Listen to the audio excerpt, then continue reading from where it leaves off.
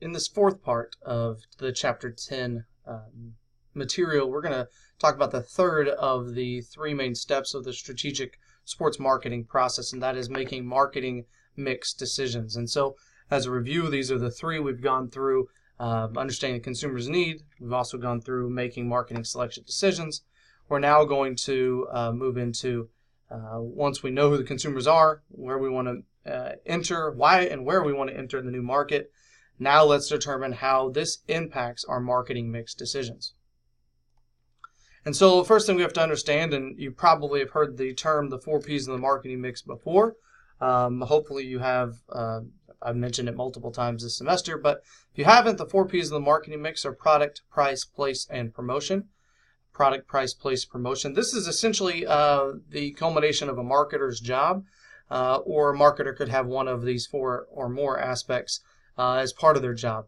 The whole point is that we create products that consumers want at a price that hopefully is acceptable and profitable. We also distribute or put it in a place in which is accessible and efficient for consumers to purchase the product, and then send messages or promote that product and that distribution and that price in an effective and efficient manner. So what I want to do is talk about how these marketing mix considerations are important to us as marketers, but more importantly, international sport marketing. So in your book, the definition of a product is a tangible good or intangible service or combination of the two that is provided to a consumer, participant, or supplier in the sports market. So products, most commonly thought of and misunderstood concept when it comes to product is people think, okay, a product is a good. Well, yes, it could be, but it could also be a service. And so products are both goods and services, or a combination of the two. Goods are those that are tangible, things you can touch, feel, and hold, take home with you, foam fingers, for example. But an intangible service is one that you cannot. You can only take memories from it. And so when we talk about the sports product and designing goods and services, we call this designing our sport product. The second part of the marketing mix element is the price. And so price of a good or service is based on a lot of different things. The cost of the production, so we're talking about the raw goods if we're producing a good. So what does it take to produce a hat? There are labor costs, but there are also materials cost of how to produce that hat or that t-shirt or the baseball bat or baseball glove or soccer ball or whatever it may be. And that oftentimes affects our price because we have to be profitable. We also have a desired profit by owners, and sometimes that is dictated by the ownership structure. And so multinational corporations, that's why it is so important for you to understand your company before you move into it, because many times the ownership will drive the decision-making for many of the marketing mix decisions. So, for example, if you are a publicly traded company, your owners are essentially stockholders. And how they make decisions is a lot different than if you had a family-owned operation or a sole proprietorship or a partnership. All of these things, in fact, impact how profits are made and desired by the owners. And so that also impacts how price is set and how we communicate that price. Competitors' price, so this would be our threats of our SWOT analysis, but competitors' pricing sometimes will impact our pricing. We also have the mission and objective of the organization. So maybe the organization wants to be seen as being a premium, wants to be seen as being a premier product. And by doing that, the mission objective of the organization will impact the prices that are set. So we want to be seen as the higher priced item because it says something about who we are and what our products are all about. We may be seen as the most cost-effective method of buying that product. In that circumstance, our pricing will be affected on the lower end. We'll reduce prices to beat competitors. And then the last one is willingness to pay. And willingness to pay is oftentimes determined by the market segment in which you choose. So if I choose college students are generally price sensitive, which means they respond to price changes, and therefore their willingness to pay is generally less than that of somebody in a higher social class, somebody who is near retirement or in the prime of their career where they have discretionary spending and a higher income.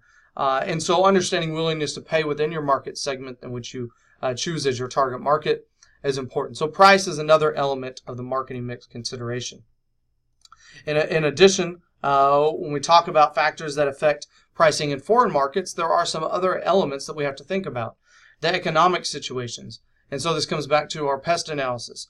Are there local, national, or global issues that would affect pricing of our products?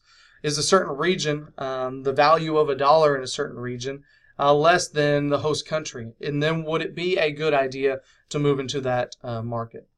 Situational factors. So this would be things such as taxes, embargoes, tariffs, any type of inflation or exchange rates between countries. Right now, the euro is lower than it's been in several decades. Well, maybe not several decades, but within the last 10 years or so. And the reason being is part of it is the Brexit, or the removal of the UK economy from the European Union. And so that has affected exchange rates in Europe and the euro. That's just one example of how exchange rates can impact business. So it makes it cheaper for businesses in the United States to do business in Europe. Transportation of goods and people, and so the cost to do that, the ability to do that, is also a factor that affects pricing, especially when you're moving goods from one place to another, or if you're a service, you're moving people from one place to another. And then also the local income, so discretionary spending of those people that you're trying to sell the product to. What does the economy look like? And individually, can families within the target market or people within the target market you've chosen actually be able to purchase your product? So that's the second one. Now we'll move on to place. Place is also known as distribution. A lot of people think, oh, well, I don't really, I've heard this before. People who have graduated with a marketing degree that work in distribution sometimes don't always make that connection. They work in, for example, a warehouse, and their job is to coordinate the distribution of goods to retail stores. This is a part of the marketing mix. Place and distribution involves the supplying customers with the right goods and services at the right time and place. And so one of your jobs could be moving a product from one place to another. In the sport industry, it could also include the sport venue itself. And so place or distribution marketing could include a storefront. And so let's say I work for Academy Sports and Outdoors. Part of my job as a marketer is to ensure the quality of the venue itself. When I walk in, what is the cleanliness of the facility? Is it easy to navigate? How is the checkout process? All of this comes back to place marketing. Understanding how do we get the right product and the right service in this circumstance at the right place and time in the right manner. And so physical location is sometimes important. Let's say we're taking sporting events or teams. The physical location of the stadium, entry and exit into the facility, the concession stands. We've talked about all these things. This is part of our place or distribution mix. But going back to my original statement, place could also mean the distribution of hard goods. And so looking at the manufactured process, so to speak, how do we get a product from being produced, talking about a good, produced to the actual consumer? Well, there's lots of different methods. One would be to move from the manufacturer of the good, so the person who actually creates the product, that is the good, moves it to the wholesaler. The wholesaler then could give it to the retailer, so basically an intermediary to get to the right retailers. And then the retailer would then give it to the consumer. You could also have the channel in which the manufacturer directly sends it to the retailer, cutting out the wholesaler altogether. And then the retailer then in turn gives it to the consumer. We're talking in this circumstance a retailer that is a brick and mortar store. When I say brick and mortar, I mean a physical location. So we're talking the actual building of Academy and Sports and Outdoors. That building is brick and mortar. So we could see a retailer giving it directly to the customer, or we could also see the sales online of certain products. And then there's a direct from manufacturer to consumer. And this happens a lot, primarily online. Very seldom do you find a manufacturer that has a storefront that you can go in and buy the product. But most of the time you can go on and purchase these products as a consumer directly from the manufacturer. So that's place. The fourth element of the marketing mix is promotion. And most of the time, promotion is most commonly thought of when it comes to marketing because it is a thing that is seen by most consumers on an everyday basis. When you're driving down the road and you see a billboard, or you're listening to the radio and you see a commercial, or hear a commercial, or you're watching television and you see a commercial, or you're reading through a magazine and see an ad, or you're on a website and a banner ad pops up, or you're on social media and a sponsored ad comes on. All of those things I just mentioned are promotional elements. And all of those things are the message that we're sending consumers. So it's defined in your book as entails the marketing communication forms that includes traditional mass advertising, personal selling, sponsorship, public or community relations, and sales promotional strategies. All of these things make up what we call the promotional mix. I won't go into that too in depth. If you're interested in more about promotion, there's a couple classes in our curriculum at SFA that would help with that. One of them is not sports specific. It's called Advertising and Promotion. That's Marketing 452. But we do have a sports promotion class where we talk specifically about the promotional aspects of sports organizations, and that is sports promotion. If you're a sport business major or minor, if you're a sport business major or minor and you are in the sales and management track of that major or minor, you can take sport promotion as part of your required curriculum. But either way, we walk through the promotional mix in that class. But essentially, what's most important for us in the promotional mix, the communication process with consumers when it comes to an international market, is to understand the culture and the language first before actually developing marketing strategies. And we've used several examples throughout the semester where that's not been done, and we've had issues with it. The last thing I want to talk about when it comes to promotion is the AIDA model. The AIDA process is essentially the process a consumer goes through from start to finish when it comes to a promotional mix element.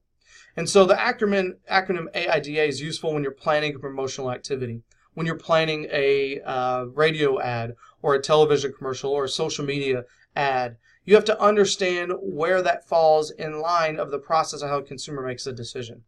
And so promotion should aim to do all four of these things, and typically in this order. Initiate awareness. Typically the way you initiate awareness is through advertising. If somebody doesn't know much about your product, you need to spend money on advertising. Advertising would include any paid of non-personal form of communication. This would be your billboards, your commercials on television, your radio ads, your social media ads. All of those things do not say on that billboard, in that radio spot, on the TV commercial, or in social media, my name is Jason. So it doesn't say, hey, Jason, take a look at our products, right? It's not specific to me. And so that would be what we consider advertising. Its sole purpose is to every person within a target, whether it be driving down the road, radio, television, in certain markets, whatever the goal of that ad, the goal of that ad is always to be awareness. Let people know about the products that you produce. This is especially important when you're a new brand that's entering into a new market. The second thing is once they are aware of your product, they know it's out there, I know what Academy is, so to speak, I then have to, as a marketer, generate some sort of interest. Typically, interest is generated through a lot of different ways, but the primary method is publicity.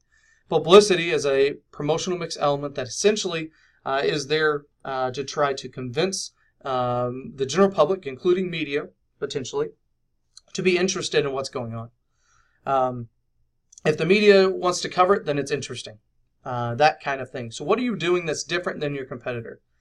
The third thing, so they're aware, they're interested in the product. Now we have to get them to actually desire to purchase it. Generating desire would be done through sales promotion, oftentimes known as incentives.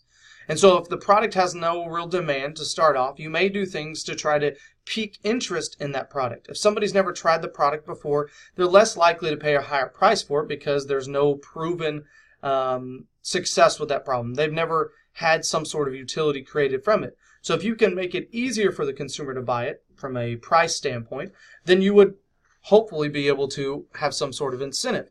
And that is traditionally limited in nature. So a one-time only or a buy one, get one free on this night or those types of things. That is what we're talking about in initiating or generating some sort of desire. I'm aware of the product now. I'm interested in it, and I desire to purchase it. If we stop there, then they're not going to buy it. And so what we have to do is ensure some sort of action. And that is typically done through some sort of sales contact. And this would be one-on-one, the act of selling.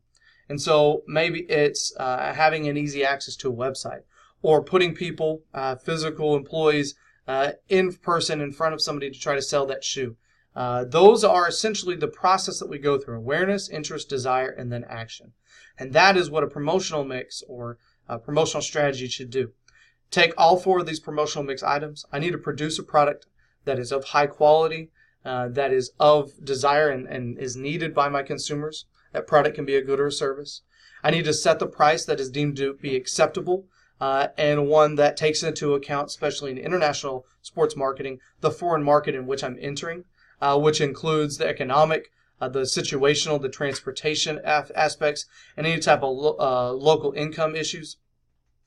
If I set the price that's appropriate for that really good product, and then I distribute it in a way, either have a great venue in which they can walk into and successfully or have a great experience, or I get the hard good from the manufacturer to the consumer in an effective and efficient manner, reduce the cost, and one that they appreciate. And then I create a marketing message through my promotional aspects that initiates awareness, generates interest, generates desire, and ensures action.